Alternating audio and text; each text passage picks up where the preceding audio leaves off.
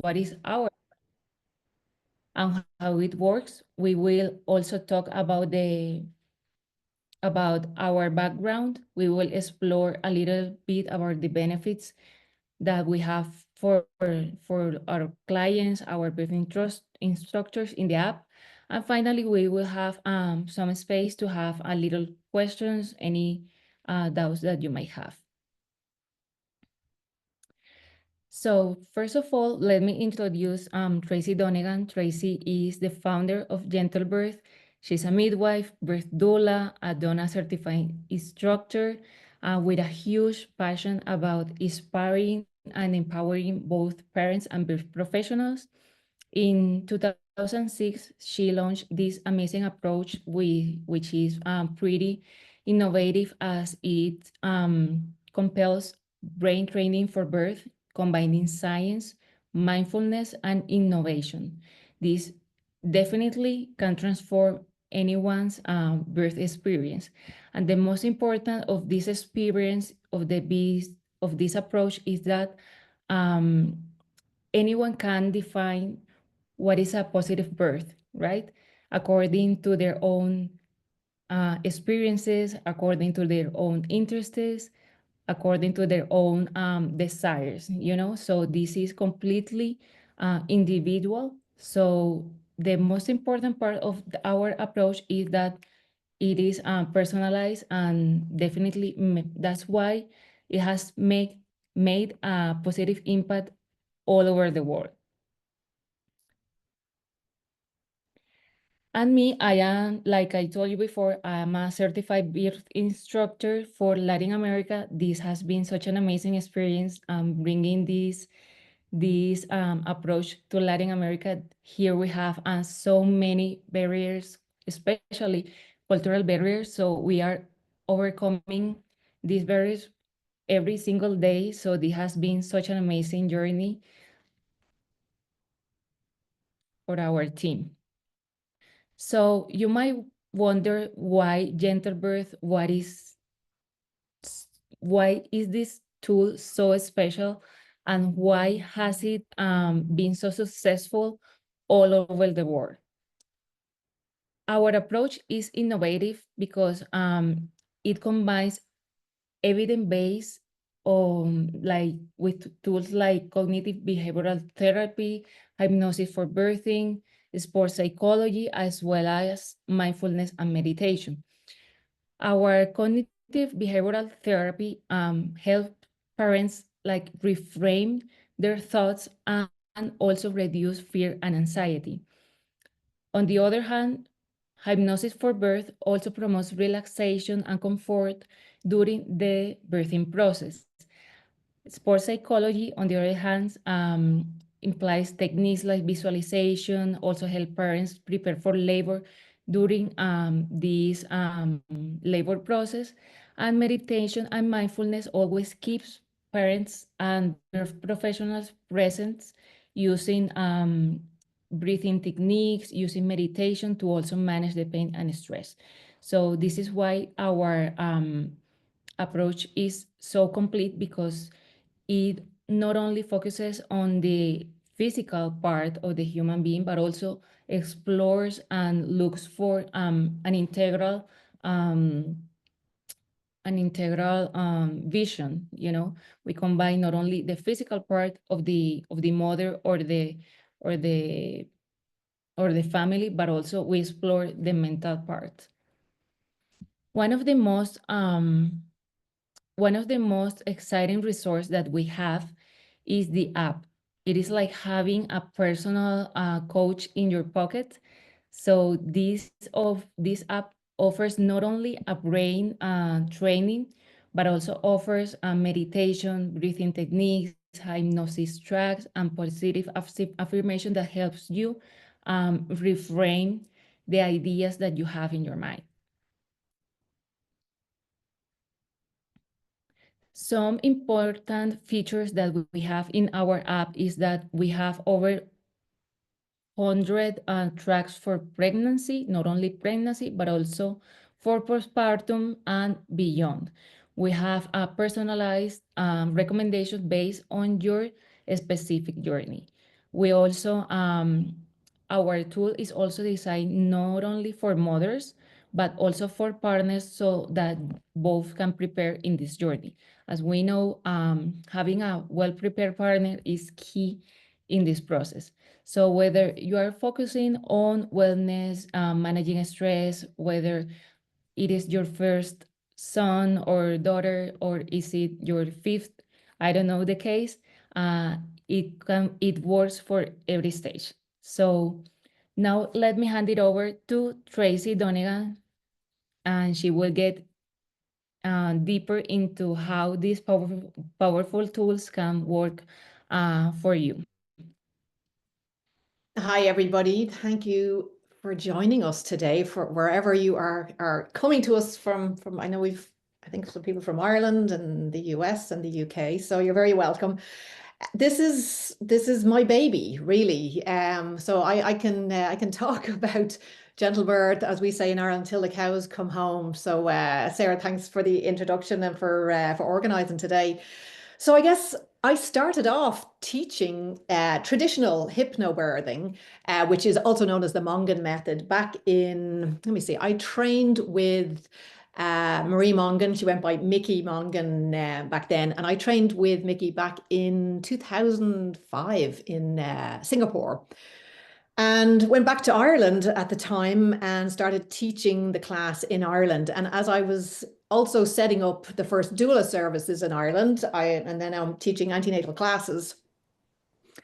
That the hypnobirthing class at that point was a 5-week series, and I started teaching that. But there were some aspects to the traditional kind of approach which just didn't translate well into an Irish audience. So there was the prayer over the bump, and which we're talking about Catholic Ireland here, and with a little bit of resistance to anyone pushing anything religious on us. So, and then no mention of pain. So you cannot talk about pain. So for me, at a time when I was starting out as a doula back then, not talking about pain and not preparing parents for the reality of the fact that for most women going into labor, there's going to be really intense sensations, and most women will translate that in their brain to pain. And that's just based on, cultural conditioning, also like positioning of the baby and what's going on. But her emotional state in that moment when labor starts, and having the skills to regulate that emotional state, is key. So some of you may have already heard about the idea of the kind of fight or flight response and how that increases pain. And that's simply because when we're in that fight or flight response, the blood, which should be going to that lovely, powerful uterus, that big muscle, is redirected away to our arms and legs, because the body or the mind perceives labor as a threat, that we need to get into survival mode. So when I was teaching hypnobirthing, those aspects of not being able to talk about pain and some other aspects, and the fact that we had to do it in a specific series of classes, rather than being able to tailor it to what parents actually wanted. For me, I really started to look at, well, maybe there's some ways we can improve this. And I started to add more mindfulness aspects to it. And mindfulness and hypnosis are two very different practices. Meditation is a very different practice to hypnosis. So if you're already, working away with the app, you're probably finding that, you put on your hypno track, especially if it's in the evening, you press play and you probably don't even hear the first few minutes. I remember when I was doing it for my little fella who's now 14, I remember putting on the hypno sessions and pressing play, and then thinking to myself, I cannot listen to myself for the next 9 months. This is not going to work for me.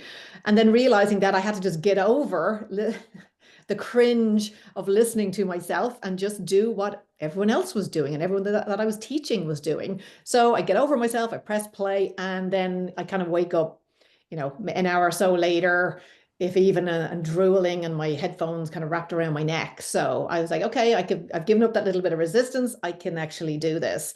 Whereas with meditation, you have to keep a state of alertness and awareness, and that's why some of the sessions for the mindfulness and meditation are quite short, because they are quite mentally intensive for the brain. Because as your mind drifts off to, what we're going to have for dinner tonight, or that disagreement you had with your partner this morning, or going back to work on Monday, that when we notice that our attention has drifted and we become aware of that, then that's the moment of mindfulness where we bring that attention back. So where we put our attention is really important, and how long we keep our attention there. That's why when one of our kind of mantras is, when you come across a birth story or someone wants to tell you something about their experiences, or you see something on TV, that you ask yourself the question, is what I'm about to read, listen to, watch on YouTube, is that likely to make me more excited about my baby's birth, or is it going to make me more anxious? So the ball is in your court. Only you know what you're feeling when you're watching this YouTube video. So if it's making you excited, have at it. But if you notice that it's making you a little bit stressed, you can feel your heart rate going up a little bit, I would say maybe time to step back from that. But we're always working with that approach of that awareness. Is what I'm about to do now, a discussion, a video I'm going to watch, going to make me more anxious or more excited? So that's one of our kind of golden rules. So as you're doing those daily practices, you are not only, changing that level of fear, you're building this emotional resilience. So when Sarah mentioned earlier, our approach has always been that a positive birth comes in many forms. But as a midwife, I don't get to decide what a positive birth is for you. You get to determine what that is. And for one woman, a positive birth is a planned cesarean. For someone else, it is at home, with my kids and family around me, or it's in a birth center, or it's in a hospital with my OB that I absolutely adore, and nurses, and that's what a positive birth is for me, with an epidural. So it was really kind of giving the power back to parents to say, okay, well, I'm going to define what a positive birth is for me, and keeping the focus there. And then building emotional resilience around the feeling of being able to cope with whatever comes your way on the day. There is an unpredictability around birth that we cannot ignore. We cannot assume, although, as humans, we're pretty good at, continuing to repopulate the planet. So we're fairly good at this. We've been fairly good at this for millions and millions of years. So, but these days, because most moms are in quite a medicalized environment that may not be giving you evidence-based care, and all of that is kind of covered in the classes. What is evidence-based care? What are the questions I need to ask my provider to make sure like everyone is on the same page? So building emotional resilience so that if something unexpected comes up on the big day, you have the mental skills to cope with that. And we see in, the research that's coming out around the increase in birth trauma. So for me, it's like anything we can do to support that emotional wellness, cultivate that resiliency, because the resiliency is really for not just for labor and birth, but for this huge transition we're going into as, brand new parents. It is possibly the biggest transition of your adult life. So it just, for me, it's always been, I'm always kind of scratching my head thinking, so for all of these, parents are going through the biggest transition of their adult life, and we're not giving them any skills to actually navigate that emotionally, and then the physical as well. So enhancing the mind-body connection. Yeah, I find language like this a little bit, everyone's talking about the mind-body connection. One aspect that we really focus on in Gentlebirth is looking at the neuroscience and what is going on in the brain when we're stressed, what is going on in the brain when we are in a state of optimism or in a non-stressed state. Going through pregnancy, are we more in a state of stress where we are like literally bathing our baby in stress chemicals? Or are we making it an intention to really, whenever possible, as soon as we notice that we've kind of gone off kind of down a rabbit hole that's adding to our stress, that we notice it, we kind of pull back from it.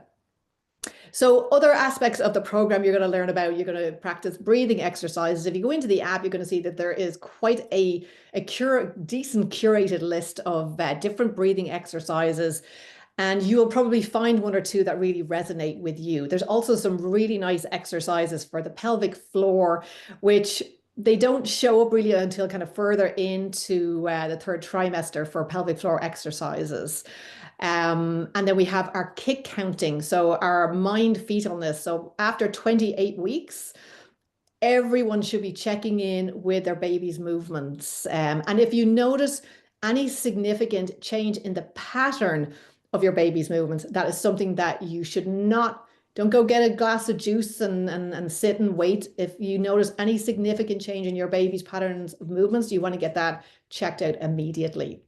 And breathing exercises, I'll come in actually and do, if for any of you who are taking the series of classes, I'll drop in and I will talk to you guys a little bit about the winner flow and how we're using that to regulate breathing well, we're going to practice during pregnancy, but how to use it during labor. When I bring these into any of the hospitals here in Texas, they're always interested in where these came from, how they work. They're expecting it to be like a whistle or a little duck noise, but which it doesn't, it's silent. But it helps moms regulate their breathing in labor and for the second stage. Part of what you will learn in the main class as well is understanding the different stages of labor. What does a second stage look like? That's the pushing stage when you are using spontaneous efforts of the body compared to what we tend to see on kind of the Hollywood style, which is that purple pushing, as in hold your breath, chin on your chest, mama's on her back, pulling her legs back. And what that's doing is turning off the oxygen to that great muscle, again, that we need, and turning off oxygen to your baby.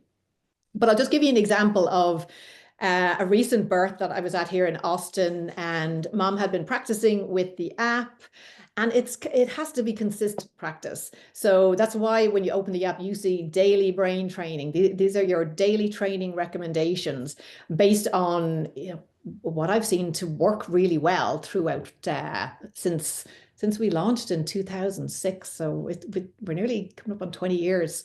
But I was one of my clients here in Austin. I had checked in with her that evening, and she's 39 weeks, nothing happening. She was good. Her family were in town, and she had dinner kind of late, and called me and said, I feel like I've just got, a stomach flu. Not feeling great, but I wonder, is this the start of anything? So we kind of chatted for a little bit, and it just sounded like it could be a little something she ate. She had ate late in the evening.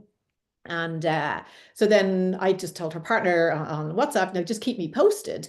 So literally 10 minutes later, Dad is messaging me saying she's been in the bathroom a long time. And I think, I'm thinking it's probably a stomach flu or something that she has eaten.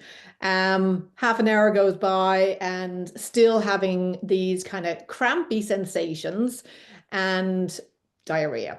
So again, at this point, I'm like, it doesn't sound like labor, but I have been shocked and surprised with my Gentlebirth moms many times over the years, and I don't make assumptions about anyone's labor anymore or have any expectations. I just stay in the moment to see what's actually presenting in front of me.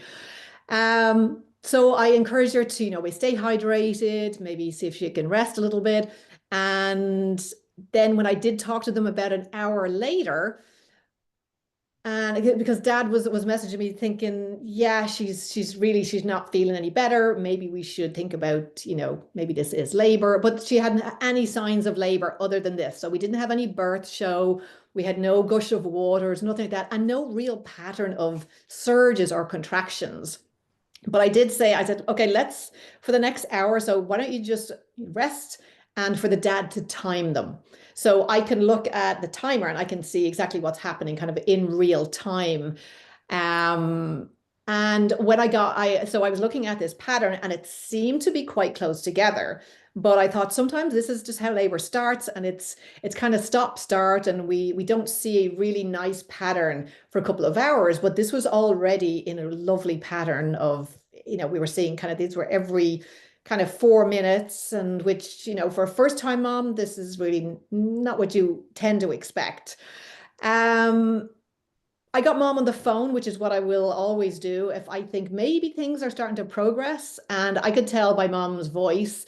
And when she had a surge as we were on the phone, that there was this what we're looking for, that catch in the throat. So it's this kind of, as mom is, experiencing this surge, this contraction, that at the end of it, she is doing at the end of it. So this kind of which I'm at the other end of the phone and I'm thinking this is spontaneous pushing.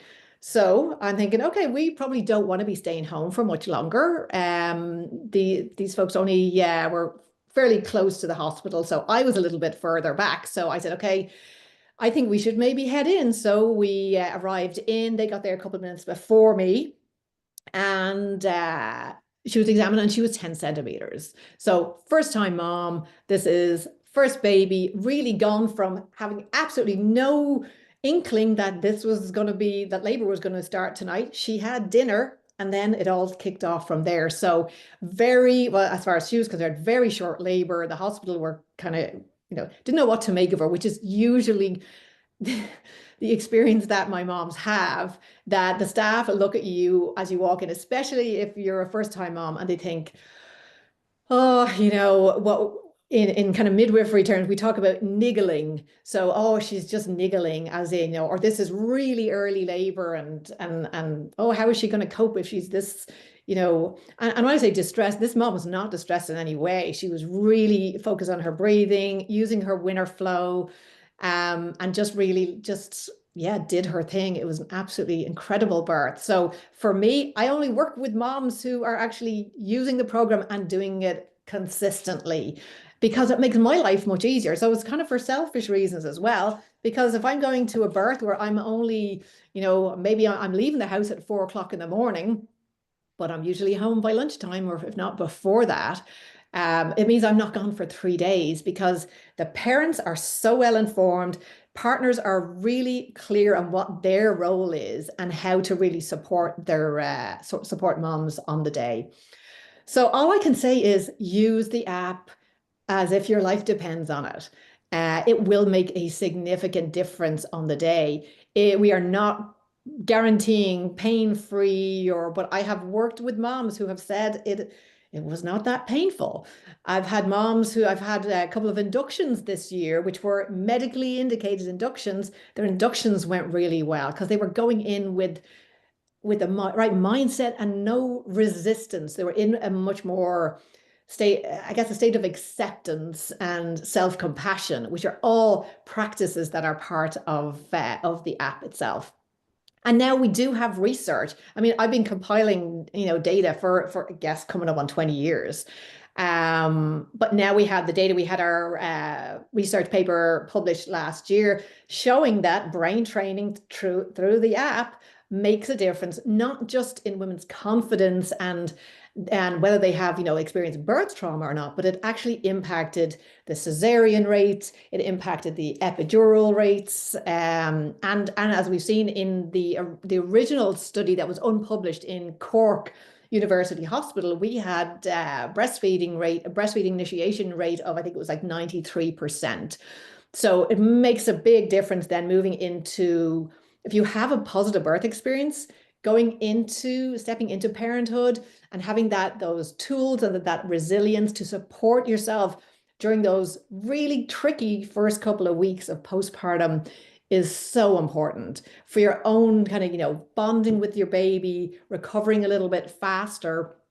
Even if you've had a cesarean, that you're coming in with tools to help you, and there's no, we don't do any kind of self-judgment or negativity. We're just focused on this postpartum being, the healthiest postpartum that we can have for ourselves, so that again, we're in a good position then to bond with our baby. Does anyone have any questions? Anyone want to pick my brain a bit while I'm here, because I'm always delighted to chat to parents about using the app and what to talk to your care provider about and how to stack the odds in your favor of this being really the best experience that you can have.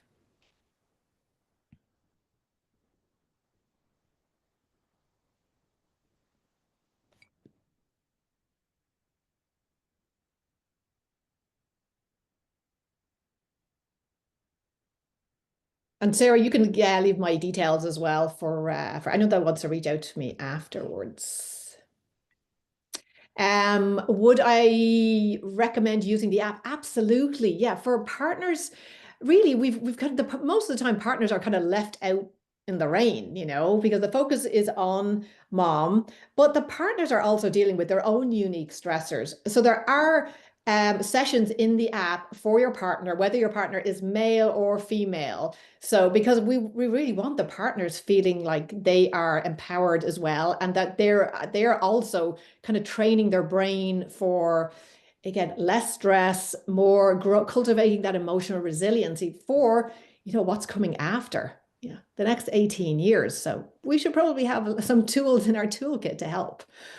Who else has a question? What do I recommend for induction? Well, I do recommend, if you can avoid it, avoid it. We know we are in literally an epidemic of induction around the world. So I've seen like significantly increase, and this is all based on the Arrive trial, which was published, I think, in 2018, that suggested that we should just be inducing everybody to reduce the cesarean rate. It was a really badly done study. So I would say, in the event that you have to have induction is on the cards, let's just say there is a compelling medical reason that makes sense. There is a playlist for induction of labor. So that will kind of take you through. There is some there's a hypnobirthing session that is kind of preparing for induction. Again, there's a meditation on getting to a more of a level of acceptance as well, because if you're walking into an induction, so I always tell moms, try and find 3 positive aspects of being induced, to try and shift that mindset from resistant to induction to this is necessary. What are 3 positives of this induction? It just helps shift that mindset a little bit. And then there's different ways. It's I guess based on what's happening, why the induction is happening, what that medical reason is. You might have a little bit more flexibility in that induction. But definitely check out the induction playlist. There's lots there to support you. And there is a great chapter in the Gentlebirth guidebook that comes in the app, or you can get the kind of paperback copy, about steps that you can take for a positive induction. How to separate things. I see working in the hospital, in labor and delivery, I'm having a birth center. Okay, so Diana, is it Deanna? So you work in L&D and you're having a birth center. Well, look at you being all self-advocating and not having a baby in the hospital. Look, at the end of the day, it's, some moms have choices whether they can get to a birth center, or some moms have no other alternative but hospital birth. So that's why understanding how your local maternity unit works, what are their stats, how often do they induce, can be really helpful. And what kind of resources do they have available for someone who would like to have, whose goal is an unmedicated birth or a low intervention birth? So kind of, being able to access that data. And even if, because, I've worked with women who've, been in remote areas where they don't have a choice, home birth isn't an option, they really want an unmedicated birth or low intervention birth. This really, really helpful when your partner is really clued in and can advocate for you. If you can at all, if you're having a hospital birth, absolutely get a doula. Find a doula. Get someone that really advocate for you, help you communicate with staff who understands kind of the inner workings of the hospital unit. It is not the ideal place for having a baby. We are really reliant on hormonal balance and oxytocin, and oxytocin is considered a shy hormone. So if you think of trying to get that beautiful synchronization of hormones undisturbed, and like we need a certain environment as much as possible for it to really work in a spontaneous way. It's like trying to give birth in a train station. Think of how busy a train station would be. Lots of strangers. noise, bright lights. So there are still lots of things that we can do, even if you are, because, you know, I've been to Brazil a couple of times. I know Sarah had mentioned a little bit about the fact that, you know, moving into, you know, Latin America and the cultural aspect. And sometimes, you know, even though, you know, for those who are on the call today, you might be attending, you know, a hospital in New York or a hospital in London. But we've got some kind of little things to navigate. But if you're going to a hospital that is, you know, again, like some of the hospitals in Brazil, aggressively intervening, then having a doula, having a really empowered, confident birth partner will be so important. And the hospital will use fear if you go over 40 weeks without any dangerous signs. How do you deal with this in regards to induction? There are some great resources by Dr. Sarah Wickham. She is a UK professor of midwifery, and this is one of her, she's written a couple of like, they're little small little books, but it takes you through all of the research on induction of labor, especially if it's for what we consider post dates. So post dates is, we're looking to induce you now because you're 40 weeks. A lot of women aren't even getting to 40 weeks these days because induction is being encouraged from like 38 and 39 weeks. So if you do run into a provider that wants to induce simply because you know, you're 40 plus 3 days, you might want to ask them, you know, why do you feel it's necessary to induce? Could we do some additional monitoring? But I find at this point in pregnancy is not the time to be having that discussion, because it's right at the end. You're going to be stressed, and it's hard to deal with that fear when it's kind of thrown at you last minute when you're getting to 40 weeks. So I would say, again, to avoid any more unnecessary stress, when you're choosing the hospital, when you're choosing your provider, or you know, if someone is on the call today and you are, you know, you're 26 weeks and you really like your provider and you haven't asked any of these questions, now is the time to do it. We want to find out. I feel really confident that, you know, me as a mom, that my provider and I are on the same page. I don't want to find out at 40 weeks or in labor that we're not on the same page because my provider now says that, oh, I have to give birth on my back. Well, we could have had that conversation a couple of weeks ago, and maybe we could have had a different result now that we're in labor and we feel like we don't have any options. So first of all, check out Sarah Wickham's resources. She has lots of free resources on her website and her little books as well. But finding out kind of what your provider's induction policy is as early as possible would be great. Because yeah, and the induction at the moment is unfortunately become quite high for not very evidence-based reasons.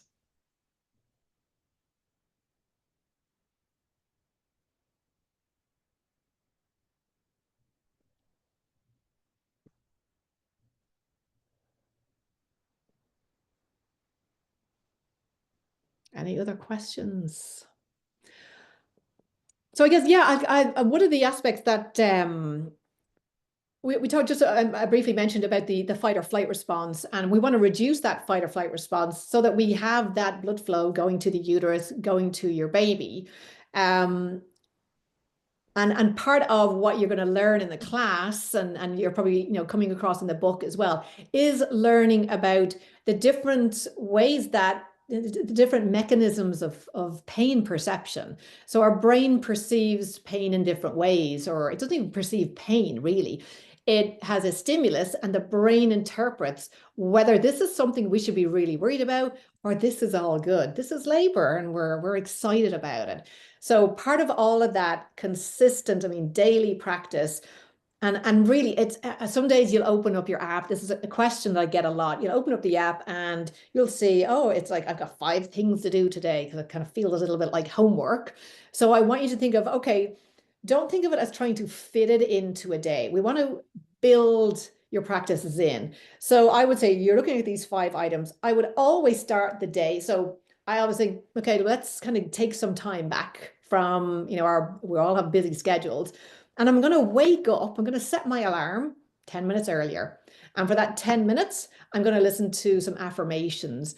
Or my favorite way to start the day is the good morning affirmations. I'll start with good morning affirmations. It gets me out of the right side of the bed, different mindset altogether between waking up, looking at my phone, and then going down, doom scrolling on Facebook. Wake up 10 minutes earlier, do good morning affirmations or a short meditation, and then use one of your shorter sessions. Then if you're in work, do it at lunchtime. You can spend 10 minutes practicing some of your breathing exercises or a short meditation. And then keep your hypno sessions. These are the longer sessions that you really don't have to pay attention to for bedtime. So you're going to bed, hit your play button, put your birth rehearsal on and drift off. And you don't have to even be any way aware of anything that's been said. Only I wrote the scripts. I would have no idea what was on the CDs, because they were CDs at the time when I was doing it. So you don't need to hear everything or anything really that's on the CD or on the MP3 itself. And how do you know it's going in? How do you know it's working? You can think about labor and birth without getting stressed. You're starting to feel more excited than you are stressed. And what we see is this, stress starts to go down. I can think about labor without panic. So we see this confidence growing. And then we have this nice balance of we feel ready. We're excited and ready to go. Because one thing that comes out of every single class that I've ever taught is at the end of the class, the partner's saying, I wish our due date was sooner, because now I feel ready. I feel like I have tools in my toolkit. I know what I'm doing. So I know, for the moms, you're probably thinking, oh, I'd like to push the due date out another month because I don't feel ready. But the dads are like, yeah, now we know what we're doing. I'm ready to do this. So it is fantastic to see that transformation at the end of the class, because usually moms who are coming to the class have already been working away with the app. They're, already feeling that confidence boost. And probably like many of you out there are, highlighting sections in books and handing it to your partner to make sure they've read it as well. And maybe they're not as motivated and focused as you are, because you're going to go through it. But a lot of the partners, a lot of the dads, they really want to give meaningful support. So the class really helps really set them up for success as well. So when you have, dads wishing the due date was sooner, I'm like, yeah, job done. They're kind of ready to go. And one of the exercises that we do in the class is focus on strengths and resources. So we'll do a little exercise around, your current feelings about what strengths you have coming into labor and what resources you have. And I would usually suggest that after you've worked through that, and you'll see it's in the app, in the workbook, that this is something then that I would encourage you to reflect on in a couple of weeks after you've been really working with the app. You've started writing birth preferences, you've got a TENS machine, you've got that toolkit built out to compare, okay, this is where I was 6 weeks ago, what I thought my strengths and resources were. And now look at this big toolkit that we've built, all these tools we have. We have the mental tools, the emotional tools, and we also have the physical comfort measures as well. So it really makes your confidence level just really grows significantly. But you have to experience that for yourself, because I'm biased. I've been doing this a while. I know it works.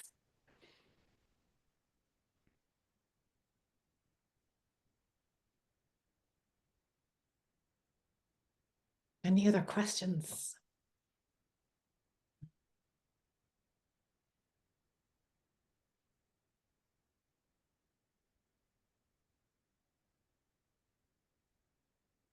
Sarah, when do you want to jump back in and kind of tell us a bit? I guess, do you have a class that's starting soon, or where are the tracks on the app? So Toshin, is it? So when you go into the app, here, I can show you.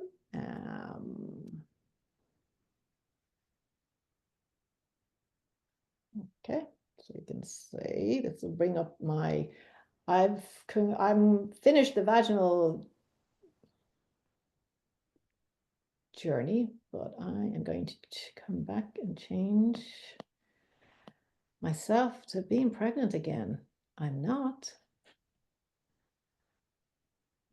I'm going to put it back to, let me see, that's 26 weeks. Okay, so at 26 weeks, you can see this, it's going to bring me up. This is your daily recommended training for 26 weeks. And it will change based on what journey you're on. So if you're having a vaginal birth after a cesarean, if you're having, someone may have to have a planned cesarean. So if you're having a planned cesarean, your journey will be different. And you won't get content around, learning how to push. So this one here for 26 weeks on January the 11th is I have gentle birth affirmations. I have a pelvic floor exercise, and I have a standing meditation, and then confident pregnancy. So at this point, we haven't really even started into the actual birth rehearsal. So you'll see as we go through, you can see in the next few days what my practices are going to be. And then, so this is your daily recommendation. So if you're deciding, I had a really tough day in work today, and I think I would like to do something around self-compassion. So you can go in and search, go into the search function, which is, sorry, at the bottom of the screen. Go into discovery.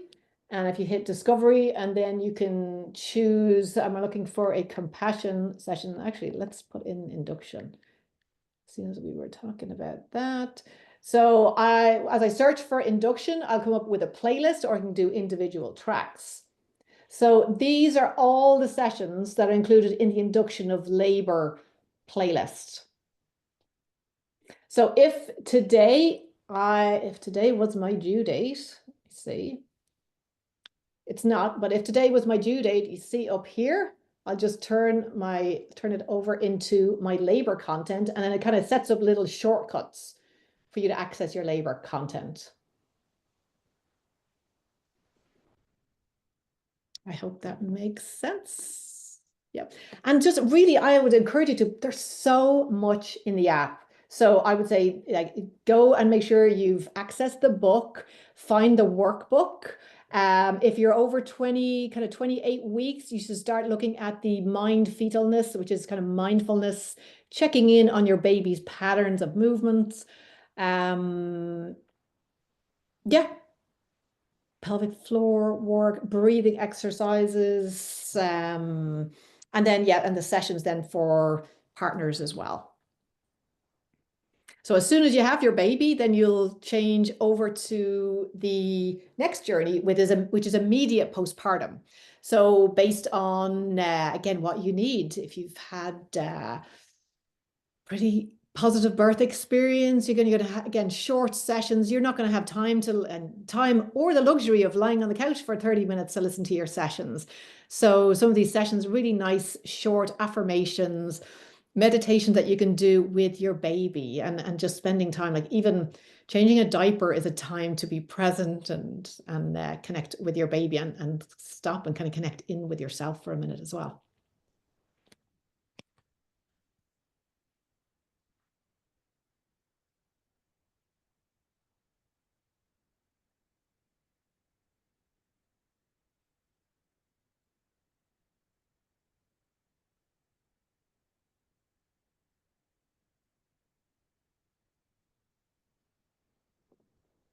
Sarah, do you want to come on back on then, and let us know if do you have a class coming up? Or how can people find out more about your class? Yeah, Tracy, we have a class coming up on 29th January. It will be 29th, 30, 31st January, and 4th of February. And how can people find out more, or will you email that out to everybody who's registered today?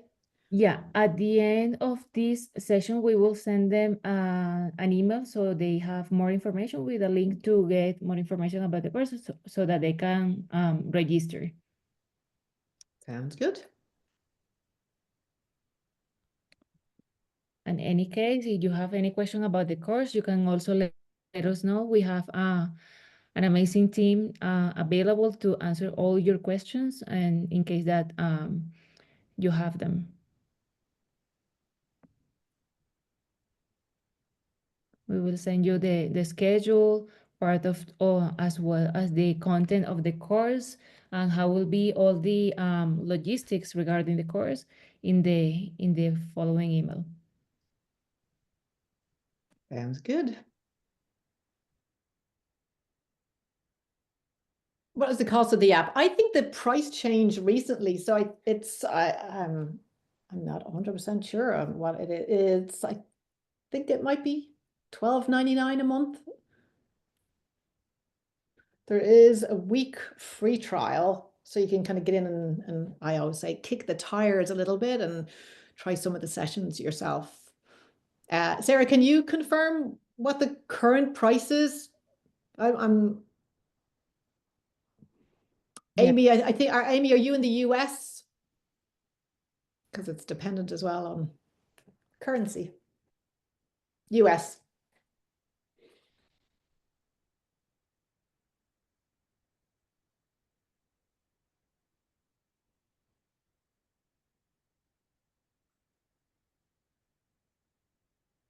It doesn't show, of course, what I'm. The cost right now is $929. Sorry, $999. $9.99. Okay. Yeah. Yeah, I wasn't sure how. And for Latin America, it is costing $1, as well as launching the app here. Okay.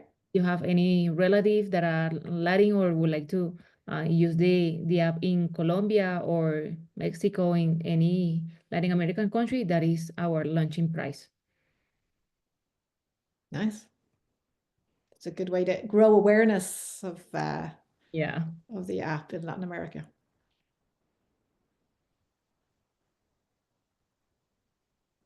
And I think you can buy it's I guess in the US it's $9.99 a month, or is it $9.99? Because I think it's 9. I'm just looking here. It says golden hour is $11.99. Okay. I will find out and get Sarah, will you just kind of round up all the pricing and include it in the email as well? Yeah, definitely. And then $60 for the year. So I mean, I like the year simply because, and full disclosure here, I consult with Gentlebirth now, but we sold the company a couple of years ago. But for me, there is value in starting as early as you can in pregnancy and having that emotional resilience and having those skills and coping strategies right through pregnancy. You have your baby and then you have tools to support you on the other side. Because I always think of that. It is when you, especially for anyone who, if there's anyone here who's already had a baby and this is kind of your second go around, life is quite different on the other side. So it's a case of, for me, it's like the $59 for a year. So you'll use it for postpartum recovery. A lot of moms will then continue using it just because it helps them sleep as well, and their little ones sometimes as well. Moms are still using the app 2 years after because they know this, they are used to the sound of my voice, and so are their babies. Kimberly, I just want to answer your question. It's high price, but someone also pays for childbirth ed class. It is, do you mean it's $12.99, or sorry, the birth in the US? Yeah, no, I agree. But some educators include the price of the app in their classes. So there shouldn't be kind of, extra expenses. So I would say if you're going to take a class with one of our instructors here in the US, just ask them, do they have a discounted rate? Because a lot of them do for someone who's going to come and take their class. That's really good to know because I haven't gotten that far in my training yet. So thank you. Oh, okay. Yeah, sure. And yeah, please reach out anytime. We can chat more about this. But yeah, no, I agree. It's having a baby in the US. Yes, it's expensive. And you are balancing, the costs of classes and, you know, all the extra add-ons. But in saying that, you know, I think you got to weigh up. Am I going to get the SNOO, or am I going to get the Gentlebirth app and feel really good about my birth and my postpartum? So there is also an element of parents deciding what their priorities are as well. And that's not to say like Gentlebirth would never not support somebody that was in financial difficulty, that, you know, had been using the app or whatever, or needed to use the app. And we make it free now for anyone that has Medicaid. So it's there is like, there's for me, it's literally a no-brainer that we are now training our brains for birth and completely changing how women experience birth, and which then how they experience postpartum is just, yeah, it's a really lovely way to start into the kind of the next part of the adventure. Great, thank you. Sure.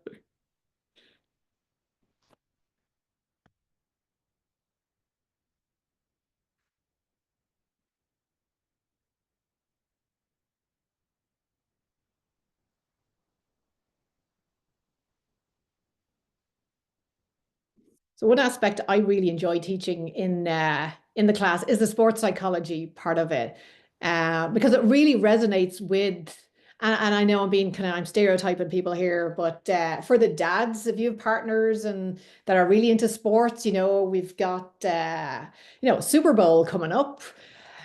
You know, let's look at what are the athletes doing to prepare for this, you know, huge event in their lives. They are absolutely working with sports psychologists. They are training their brains. They are training their emotion regulation so that they can really perform at their best on the day, which I think is what we all want to do. We all want to feel prepared, feel confident, and have lots of tools in our toolkit to help us cope.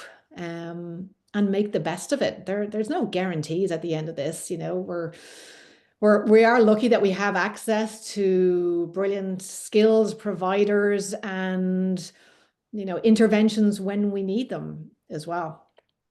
But we can train our brains so that we're not reliant on it going a certain way, that we have left a little kind of flexibility in there for if things change, that we have the capacity to go along with that change and it not really kind of be difficult for us. Or not that it's not difficult, it's easier for us to accept, because we've been practicing throughout our pregnancy.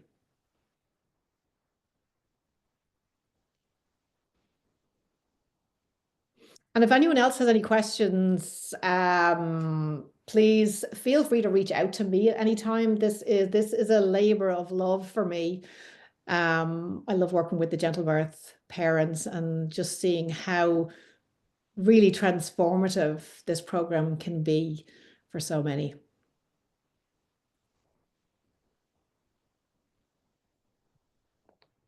So reach out, any questions at all.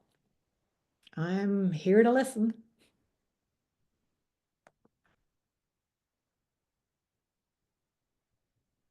Sarah, do you want to wrap up for us then?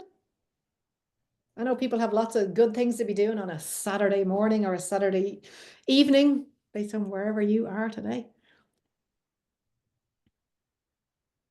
Yeah, definitely. So thank you, Tracy, for this amazing time.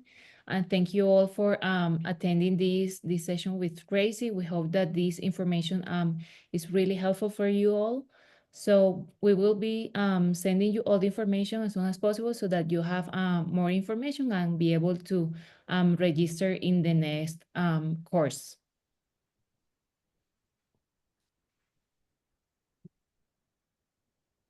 Thanks, everybody. Hope it was helpful. Reach out if you have any questions.